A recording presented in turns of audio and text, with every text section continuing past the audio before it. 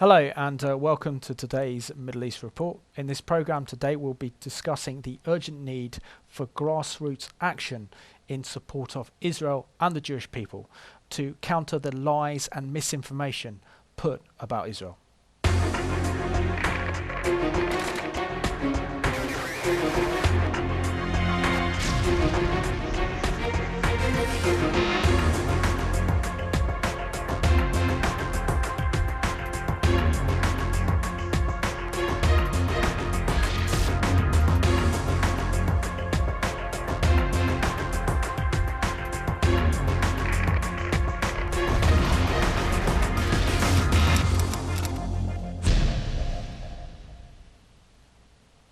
So to discuss the need for grassroots activism in support of Israel and the Jewish people, I'm joined today by Fiona Sharpe, who's the co-chair of Sussex Friends of Israel. Fiona, it's great to have you back on the Middle East Report. Thank you. It's nice to be here again, Simon.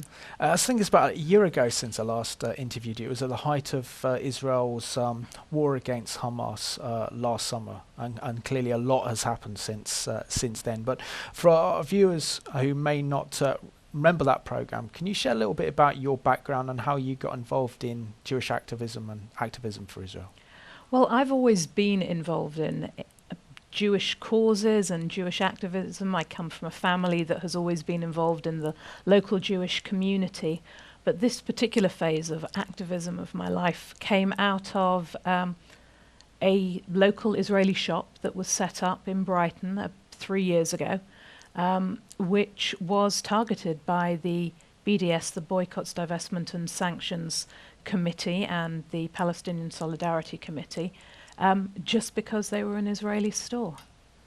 What was your response to this? Because I remember visiting you and actually buying a SodaStream product, I think, coming down to Brighton, heard about the excellent work that you were doing, and you developed a bit of a real community there in defence of SodaStream, as it was then, the Eco Store in Brighton.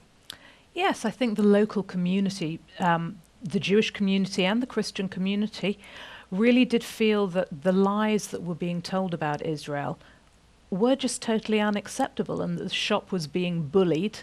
And we as a community were being bullied by these people that really had no thought for anyone else, only to demonize and delegitimize Israel. And we really didn't want that to happen. So we countered their demonstrations every week. And out of that counter-protest really did become a community and a family that, you know, as you say, you came down and joined us. And many other people from all over the country, and in fact all over the world. We had visitors from France, from Belgium, visitors from Israel that saw what we were doing, followed us on our Facebook page and wanted to join us and wanted to stand up and tell the truth about Israel. Fantastic. And this gave birth to Sussex Friends of Israel, who as an organisation doing incredible work in terms of demonstrations and defending Israel, but also very active on social media, including Facebook and Twitter. Where did this all begin? I think the organisation began outside the Ecostream store with a small group of people. Simon Cobbs, who's Jewish, Daniel Lawrence, who's a Christian, and they met by chance and decided that they wanted to do more and invited their respective friends, and they brought in more people, and Sussex Friends of Israel was born out of those demonstrations, and the feeling that we could and should do more and needed to do more. And out of the demonstrations we became involved in other types of social action, standing up when there were demonstrations, when there was travelling Israeli theatre groups, the Batsheva Dance Company that was so horribly heckled and driven out of the Edinburgh Festival. When they came to Brighton, we made sure that they received a warm welcome from at least some people outside, and that work has continued. So let's see Fiona and a team in action outside the Eco Store in Brighton. Everybody welcome. Are we all here for a bit of duck spotting? Yes. I hear the ducks arriving.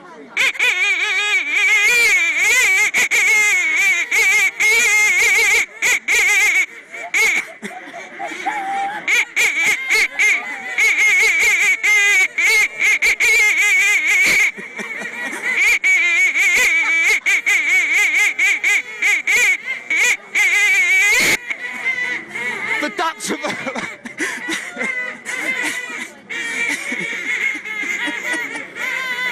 Ladies and gentlemen, duck spotting, Brighton style.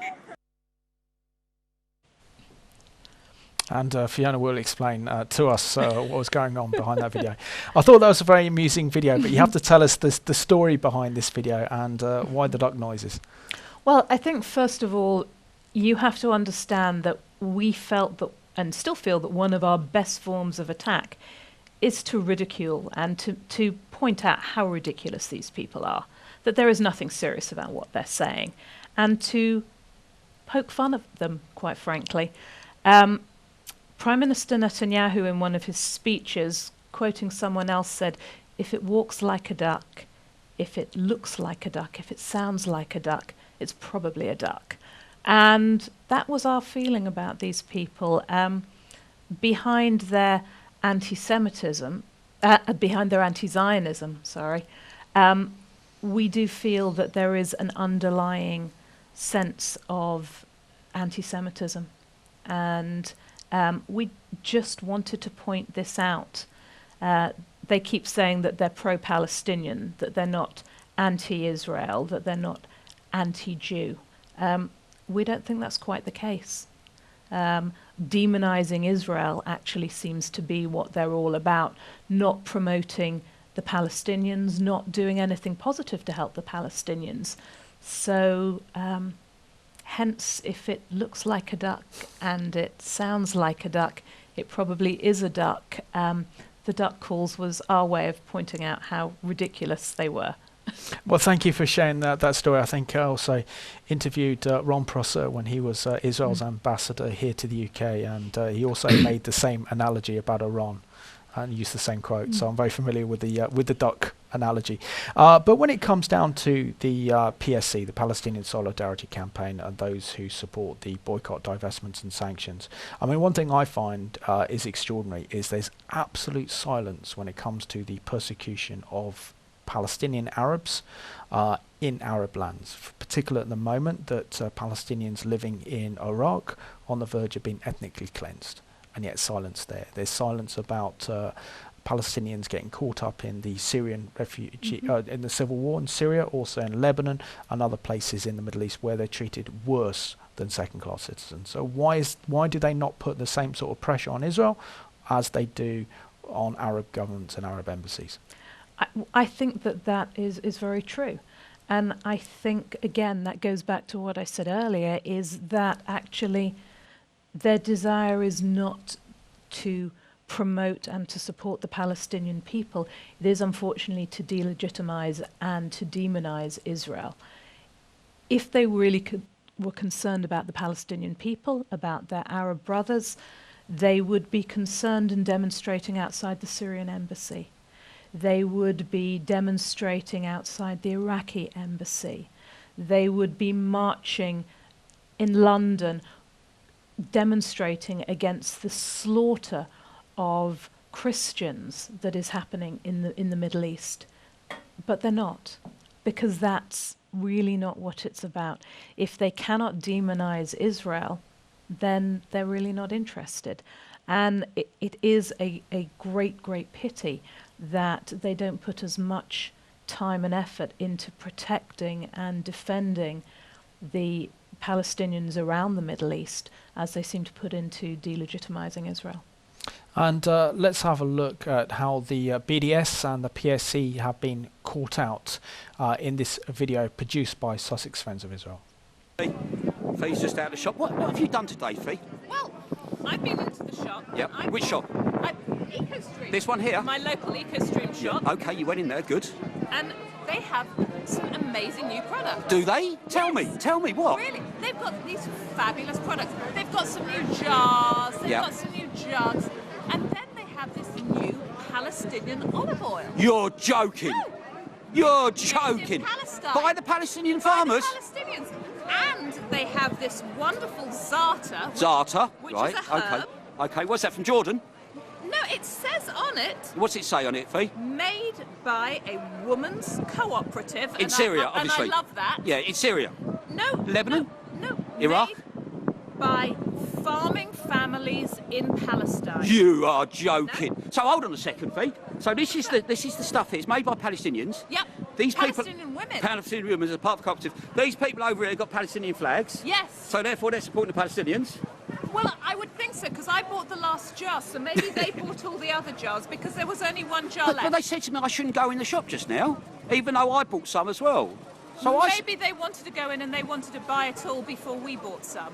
Because hate to they're- burst your bubble. they're I supporting hate the to burst your bubble Palestinians. now, love, but No? I'm afraid they're not really pro-Palestinian. So they're not buying this and supporting the Not only are they Palestinian not farmers. buying it, they're stopping people supporting it by buying it. So how is that supporting the Palestinians? Suck the eggs out of that one. So how is that supporting Palestinians? Do you know why? Because they're not pro-Palestinian. They're anti-Israel. It's proven. Ah. It's proven. Let's work it backwards, right? It's very simple.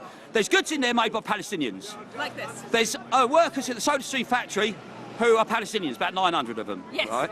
And there's 60% of the goods in there made by Sussex farmers. Yes, local farmers. Local farmers. Yep. Yet the people who are helping the Palestinians Yeah. are telling you not to help the Palestinians. I'm confused, Simon. You think I'm confused? I've been doing this all day. Simon, I'm very confused. I'll ask them in a minute for you. Can you ask them why they're not buying Palestinian products and supporting the Palestinian? But if they don't buy it, I can economy? understand they might be a bit skint. Right? That's not a shame. There's no shame on that. Well, I could give them a fiver. But they're not. It's not that they're not wanting to buy it. It's they're telling people not to buy it. Oh, I don't know. I'm confused. That's great work there being done by Simon Cobbs, which starred Fiona in that video.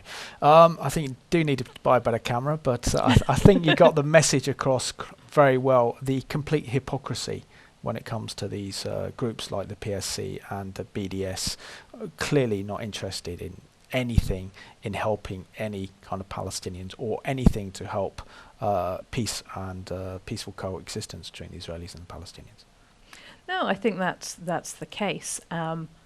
For 18 months, we stood outside that shop, and certainly for the best part of the first year, I tried to find ways to engage with the BDS, the PSC, to try and see whether, even though we were coming from different points of view, there was something positive we could do together. I think I'm 5'3". I don't think I'm terribly threatening. They wouldn't speak to me. They didn't want to know about anything we were doing. They weren't interested in doing anything positive to help Palestinian and Israeli children. They weren't interested in doing anything charitable.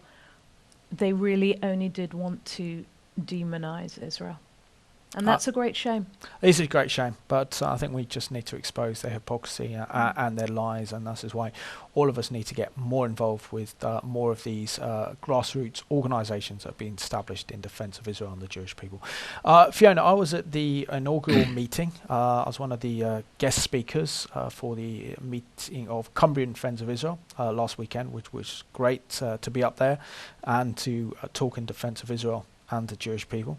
And there are so many more of these groups that are being established throughout the country. And they're very much following the lead of Sussex Friend of Israel. Why do you think this is happening at this time? I think that people realise that they need to take back the narrative, that they need to take back the story.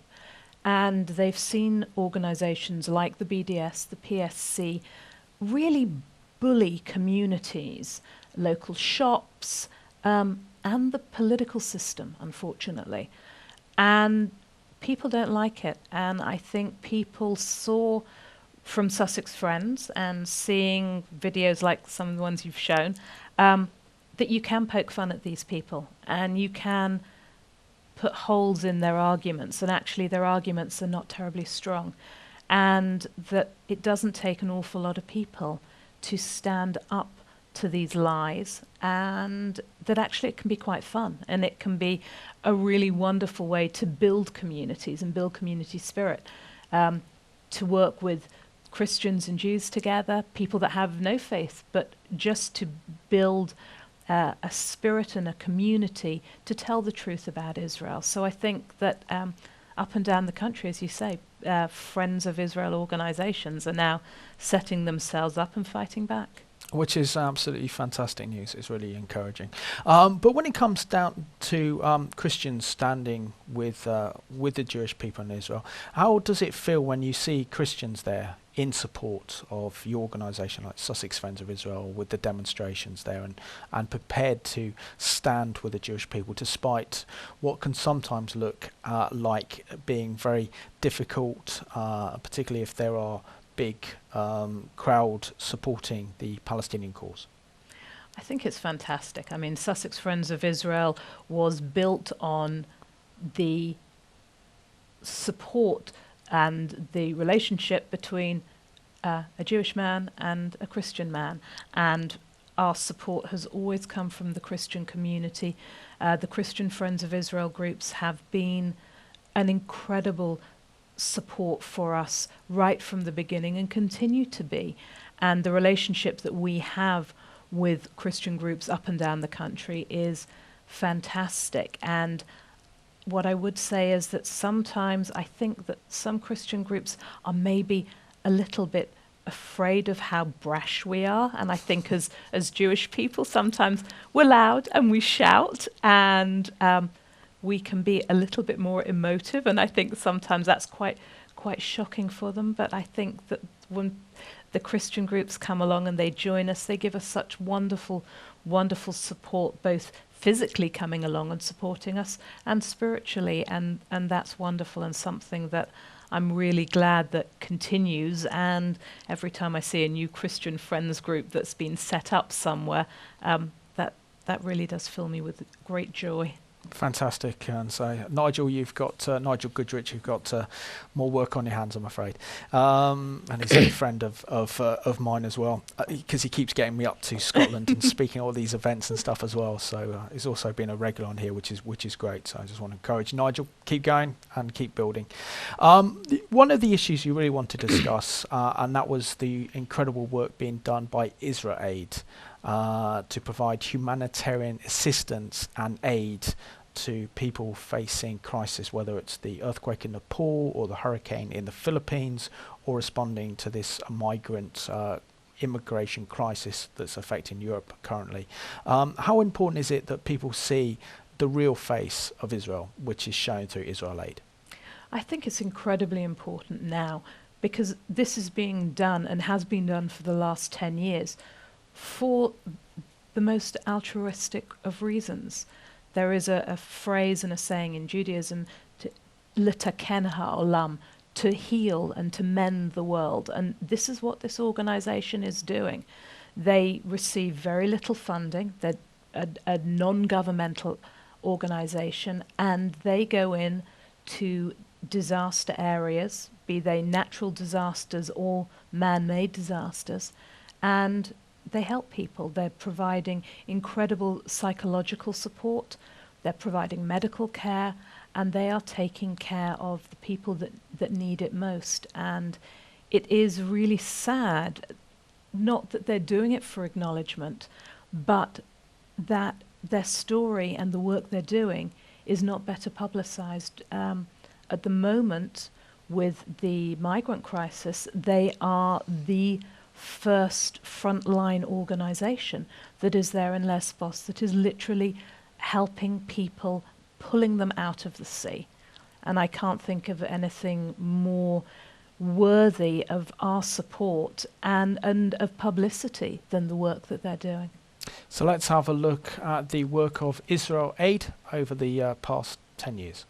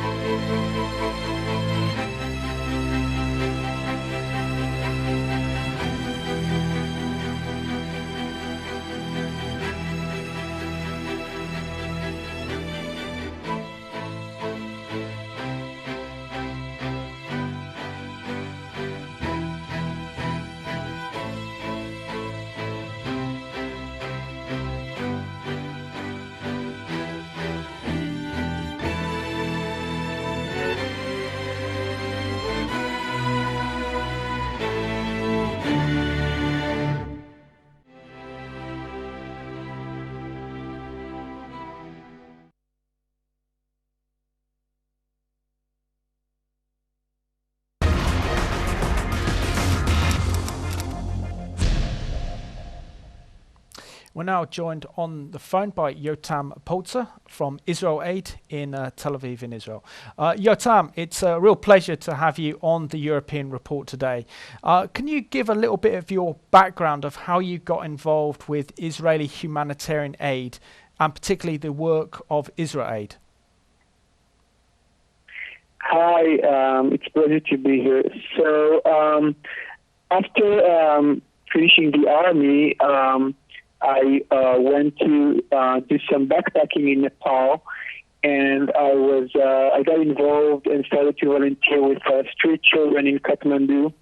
And I realized that in Israel we have a lot of good technology in agriculture. We have a lot of specialists in health, in education, in psychological support, and we're not doing enough on the humanitarian arena, and we should use more of the Israeli expertise. So that's how I joined IsraAID. And particularly after the tsunami in Japan in 2011, I started to lead the emergency programs. We are now working in 16 different countries in Asia, Africa, Haiti, and the Pacific. So it's been quite busy. I can imagine.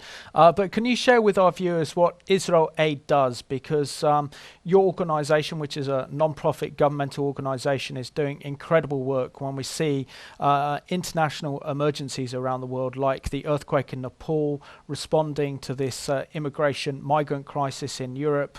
You guys are on hand. So can you give us just a bit of a wider view of what you and your organisation do in terms of helping other people around the world? Sure. First, I want to mention that we are a non-governmental organization and we don't get any financial support from the government. We're not governmental and we're not political. We're purely humanitarian. And as I mentioned, we are focused on bringing different Israeli expertise in different fields. So, for example, one of our main field of expertise is mental health and psychosocial, which is a gap that we identified in a lot of the humanitarian crises happen, both natural disaster, man-made disaster, and epidemics like the Ebola.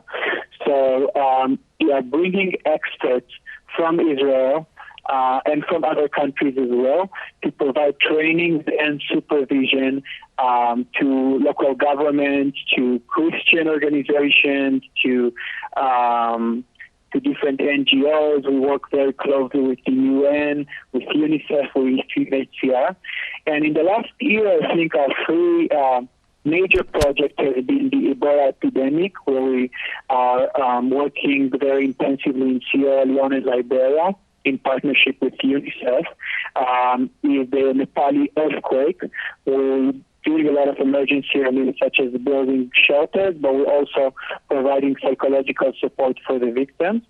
And just recently, the refugee migrant crisis in Europe, in which we have two teams that operate, one in Greece and one in Serbia and Croatia, and we're providing medical and psychological support for the thousands of refugees arriving every day. And our big advantage in this project is that we're bringing both Jews, Christians, and Muslims from Israel who can speak Arabic, so they could actually communicate with the refugees in their own language and their own dialect. Therefore, the UNHCR, the UN Agency for Refugees, they really selected us to lead the response, and in particular to work with the most vulnerable cases of people who lost their relatives in the shipwrecks in the Mediterranean. So, which is really quite remarkable to think that Israelis are actually helping Syrian refugees, Syrian migrants who are fleeing the conflict and ending up in Greece. What is their reaction when they actually realise that the people actually helping them, providing them with emergency assistance and aid are Israelis who they consider as their enemy? Yeah, it's actually really interesting because I just visited Greece about 10 days ago, and a lot of the Syrian refugees that we rescue from the water and we provide them with the first medical care are very educated. A lot of them speak English. A lot of them are doctors, engineers, etc. And one of these Syrian doctors who had his wife and two young daughters rescued from with our medical team from the Rubble boat, and they were provided with the first medical care. He was shocked. He was so surprised that the first people who he's seen in Europe are Israelis, and he told me, and I quote him, he said, "My biggest enemies became my biggest supporters, and the people who are supposed to protect me and help me back home are now chasing me away." So he was really struck by the fact that this is Israelis, but he was not negative at all. I think he just it's just a big shock for them. But I have to say that the response is very positive. No one refused to receive the humanitarian aid from us, and I think it does make a lot of difference and help building bridges between enemy countries. That people to people we can collaborate and we can help each other. Excellent. And Yotam, what is it in the Israeli Jewish makeup that they want to help and respond, particularly in times of crisis, whether it's an earthquake in Nepal or whether it's a hurricane that's caused devastation somewhere else in the world, like in the Philippines there was recently? It's the Israelis that are first on the scene. What is it about Israel that wants to help these desperate people? Yeah, I think it's a combination. First of all, as Jewish people, we have the value of tikkun olam, which literally means repairing the world. And the way we interpret it is that we have a responsibility, we have a role to help the people in need, the poor, and the people who suffered so much. The second point is our role as Israelis.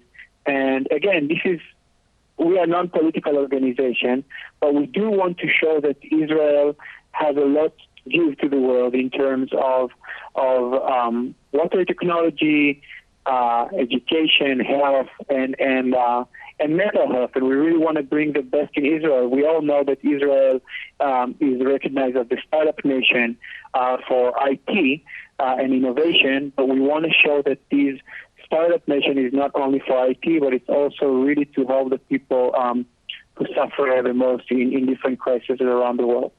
And finally, Yotam, maybe you can go somewhere explaining how Israel's incredible success stories like IsraAID that are providing emergency care to some of the world's worst crises, particularly the earthquake in Nepal, responding to the migrant refugee crisis in Europe, responding to the hurricane that hit the Philippines a couple of years ago. Why is it that this side of Israel is not portrayed by our mainstream media? Instead, it's too much focus on the settlements, or it's too much focus on the actual conflict itself, that people don't really get to see the real Israel? I think that's a good question. I'm asking the same question myself. I wish things would have been different. I wish that the media will recognize this support more, and I'm very grateful for this interview. And I think our answer to that is we just need to do more. And we're not doing it for the media. We're not doing it to improve Israel's image. Although we think that, as I was mentioning with the Syrian refugees, we are building bridges between enemies and people-to-people relation. I have to tell you that we were featured sometimes in mainstream media, but they did not mention that this work was done by Israelis or by IsraAID. And it seems like something political. It seems like a lot of the mainstream media don't want to show this side of Israel because they took a clear stand against Israel. So unfortunately, we have a lot of work to do, and our answer to that, our response to that, is to just do more and show everyone that we're here to help, and we're here for the long term, and we're here to provide humanitarian aid, professional humanitarian aid for for the poorest of the poor. Excellent.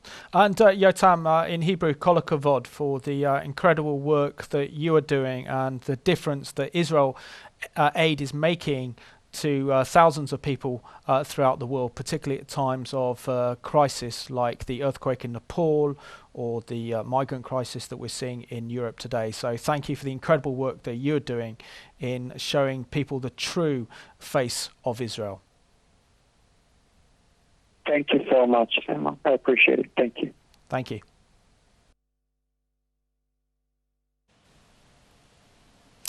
More people need to be aware of the incredible work being done by IsraAID. Fiona, this is a side of Israel I think the world needs to know. I mean, if there's ever a crisis internationally, Israel has teams on there, rapid response teams, emergency teams, including doctors, medics, just helping out at the scenes of a disaster.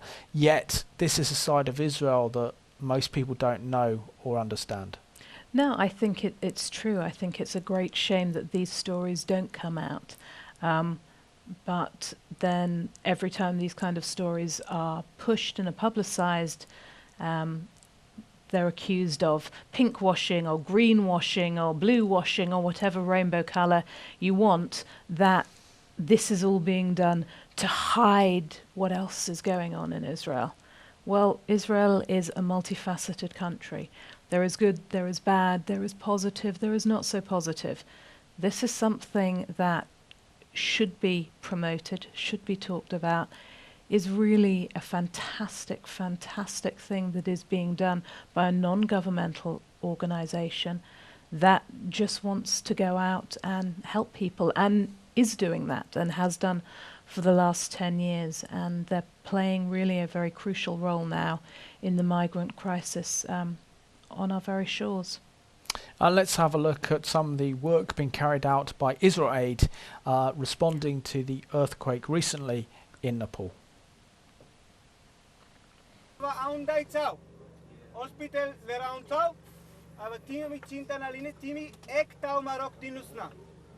please, Bujnu baya? Didi bujnu baya?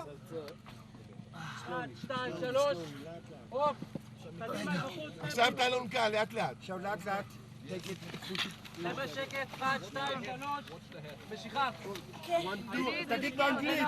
אוקיי, 1, 2, 3. עם אלונקה, עם אלונקה. 1, 2, 3. עם אלונקה. 1, 2, 3.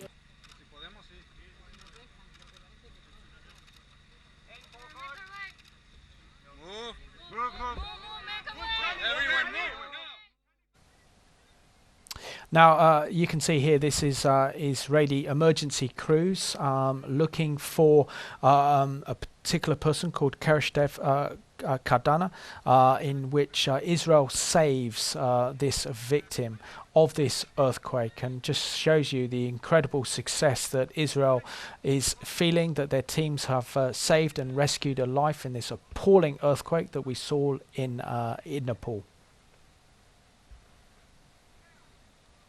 And great to see Israeli emergency teams in action there. The other thing I want to discuss with you as well, Fiona, is your reaction to the rise of Jeremy Corbyn as leader of the Labour Party, knowing that he holds very hostile anti-Israel views and describes his friends as being Hezbollah and Hamas. Where do you start? It really is very sad and very troubling.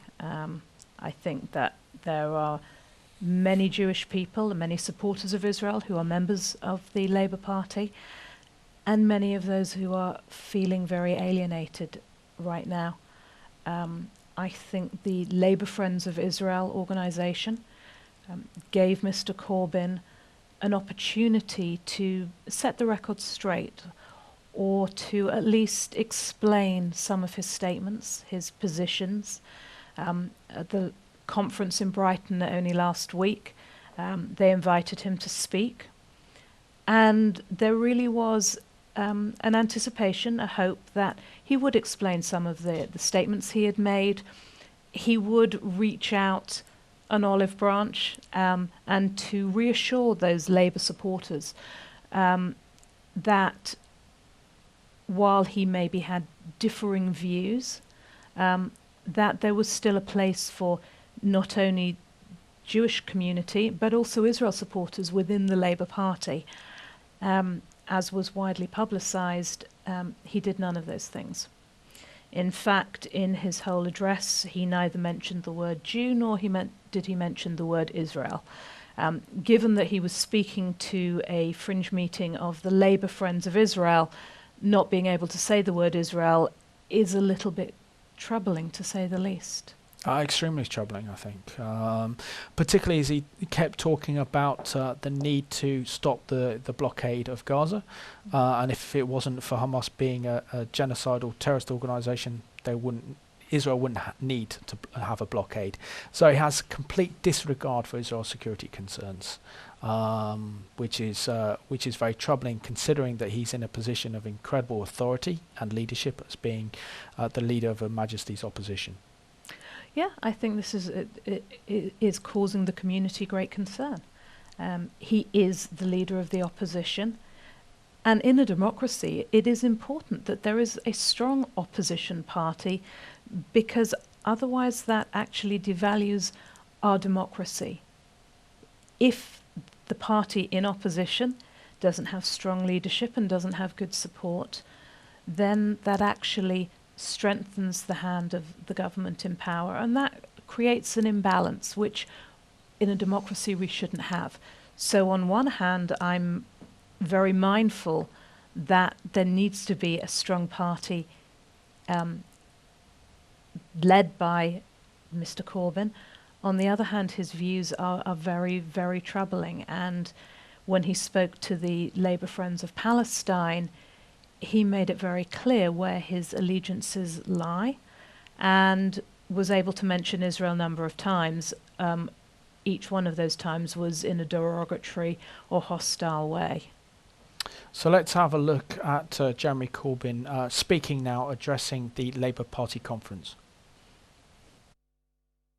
Different way. And I have to say the general public reaction has been very good on this. Politicians should always try and be the conduit for the questions their constituents want put to those in power. That surely is how we go forward. Thank you very much for inviting me today. I look forward to working with you all to win the elections in May, in London, and everywhere else.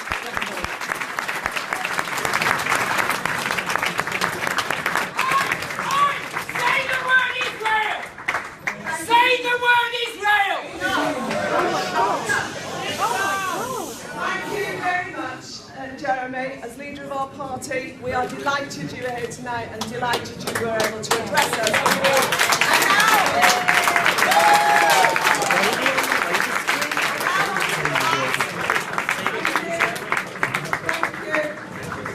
And I now want to ask Errol Marley. It's incredible that you have the leader of the opposition speaking at a fringe meeting of Labour Friends of Israel and refusing to say the word Israel. Absolutely unbelievable. But Stephen Hammond this week, our Foreign Secretary, has poken fun at Jeremy Corbyn by really saying, I will mention the word the I word, which is, he said, Israel, Israel, Israel. So I think the Conservatives are making political capital out of this. But where does the Jewish community go from here? Because so many of the Jewish community are active members of the Labour Party. Many of them support the Labour Party, and now knowing that there's a conflict of interest, if they stand with Israel, then surely they can't continue to support the Labour Party under Corbyn's leadership. I think that's true. I think it is a real problem for many Labour supporters now. I think people really expected that Mr. Corbyn would tell them that there was a place for them within the Labour Party, and that while he supported the Palestinian cause, he also recognised Israel's security needs. He didn't do that. And I think that there are lots of people having a real crisis now as to where they go and where they fit. I know that I've had discussions with many of my friends, and I certainly am a Labour voter and have been I'm not sure that I would be anymore. And that's troubling. That's really, really concerning. And it's concerning that you have somebody that is so openly hostile to Israel who has aspirations to be Prime Minister. And let's not forget that 6 months ago, none of us had really heard of Jeremy Corbyn. And 3 months ago, we all said, no, he's a joke. He couldn't possibly be elected leader of the Labour Party. Now he is, and he potentially wants to be our Prime Minister. So if he's come this far in 6 months, his political aspirations and his ability to command votes are something that should really worry us all, and we need to think very carefully about where this gentleman may lead the Labour Party. And also we've seen with his shadow cabinet, Fiona, that he's appointed many members of Palestine Friends of Israel into prominent positions, which is going to be even harder to have Israel have a voice within the parliamentary Labour Party. Isn't this a great danger that he could then start introducing, as a matter of policy, the whole BDS, the Boycott, Divestments and Sanctions campaign? Yes, I think it possibly is. I mean, he has appointed a number of quite prominent Jewish members to his cabinet. Luciana Berger, who is the Shadow Minister of Mental Health, which is a fantastic new position. And she certainly is a vocal supporter of Israel. But I think it is concerning, although at the moment we have a Conservative government and a Prime Minister who is very clearly a friend of Israel, and the Sunday papers leaked a new policy that he was bringing in at the weekend, saying that they were going to ban local governments from being able to limit and carry out boycotts against Israeli produce and services, particularly things like the Veolia water meters that are used in Sussex.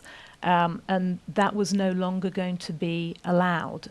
So I think while we have this Conservative government in, while there may be other social problems with them, certainly in terms of a friend of Israel, I think the policies are very clear, and Mr. Cameron is very clear in his support of Israel. Which is good news. Yes. And we need that at the moment, and Israel needs as many friends as she can get at the moment as well. But what is your reaction to what's happening now in Jerusalem? Because we're seeing an increase in tension, particularly in Jerusalem, our shared sacred city. And having been out there only a few weeks ago, you wouldn't even begin to imagine that there was any real trouble, apart from a little bit of extra security in the old city and around Jerusalem. You wouldn't really notice unless you're watching the news. You'd think that the whole of the old city was in flames, and the city of Jerusalem's at war, but this is not the case. I think the upsurge in violence over the last couple of weeks is very, very concerning. We've seen violence of a kind that we haven't seen for a long time, quite frankly. A level of brutality that we haven't seen for a long time. When we see people willing to shoot a young, innocent couple in front of their children in a car just because they were driving along a road, seems beyond brutal. The fact that for many of us we took comfort in the notion that the children were uninjured now seems to be in fact actually a fact that one of the guns misfired and they weren't able to get off enough shots, and that those children are very lucky to be alive, that there was no deliberate attempt not to harm the children, which was what we thought possibly at the beginning. The stabbing of a couple in the old city of Jerusalem over the weekend, and the subsequent story from the wife who survived. The husband sadly was murdered. The wife's account that when she wandered through the old city shouting for help, that she was laughed at and ridiculed and nobody would come to her aid, is barbaric and brutal, and we really do have to wonder what's going on and how this is being dealt with. And unfortunately, Abbas is just encouraging the violence. He's calling these murderers heroes. He has a strange definition of the word. In my eyes, they're certainly not heroes, but something has to be done about it. The cycle of violence cannot continue. Absolutely. I completely concur with what you're saying there, Fiona, as well. But in terms of our viewers that want to get involved, those who live in the Sussex area, how can they get involved with organisations like yourself, such as Sussex Friends of Israel? Well, certainly in Sussex, people can look at our Facebook group. They can write to us on our website, follow our activities. We have a group of people who are still on the streets of Brighton every other week handing out pro-Israel information and education and telling people about the fantastic things that go on in Israel. We are involved in pro-Israel advocacy up and down the country, and there are Friends of Israel groups pretty much everywhere now in all the big cities, in England, Scotland, and also Wales and Northern Ireland. So I think anyone that is interested in getting involved, they can certainly write to us at Sussex Friends, and we'll put them in touch with the nearest group to them, or they can look on the internet and find out where the nearest Friends of Israel group is. But get involved, join the fight back, and support Israel in any way you can. That's fantastic. And also you've got an Israel Action Day planned for December. Can you tell us about this, because it sounds very interesting? Well, I can give you a sneak preview because it's not been publicised yet, so you're hearing it first. Last year, we ran a very successful first year Israel Action Day, where we encouraged people to fight the boycotts and to give to their local communities. So we encouraged people to buy Israeli produce and then to have it donated to local homeless shelters and food banks. This year it's going to be even bigger and even better, and will take place December 13th, which is a Sunday, and the information will start coming out within the next few weeks of how and where people can get involved. But it will involve, once again, supporting Israel by buying Israeli produce and supporting local communities and local charities. And this year, along with the food banks, we will also be making sure that some of the food is given to the refugee charities and supporting some of the refugee aid as well. Fantastic. Fiona, we're down to the last 2 minutes. So my next question is, for those of our viewers who are thinking about getting involved but haven't really taken that plunge yet, how can you encourage them to get active on behalf of Israel? Come along. We're friendly. We have fun doing what we're doing. It is a wonderful cause. Israel is, as you know, a wonderful place, doing fantastic, fantastic work. You look at what IsraAID is doing, what Yotam and his colleagues are doing, but Israel really does need support now. We need vocal support. We need people to shout down and talk down those people spreading lies about the country and trying to delegitimize Israel. So contact us, come along and join us, and you will be made very, very welcome. And Fiona, I want to thank you so much for being my guest on the Middle East Report today. Thank you, Simon. It's been a pleasure. And I want to thank you for watching today's programme. We've really learnt how Israel is at the forefront of international crises throughout the world through IsraAID, and how they're helping these poor and vulnerable caught up in national emergencies, which is the real face of Israel. And it's important that we show these haters and these boycotters who want to oppose Israel the true face of Israel, to put them to shame. So the best way you can do that is getting involved with groups like Sussex Friends of Israel, Cumbria Friends of Israel, Glasgow Friends of Israel, and others that are up and down the country now. So there is really no excuse not to get involved and be in part of this vision to stand with Israel and the Jewish people.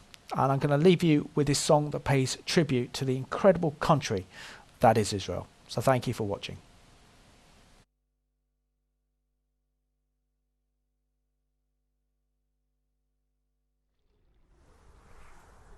tell you a story.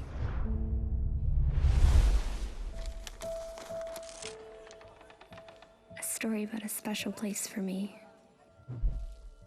An ancient, cherished land where the mountain breeze is clear as wine.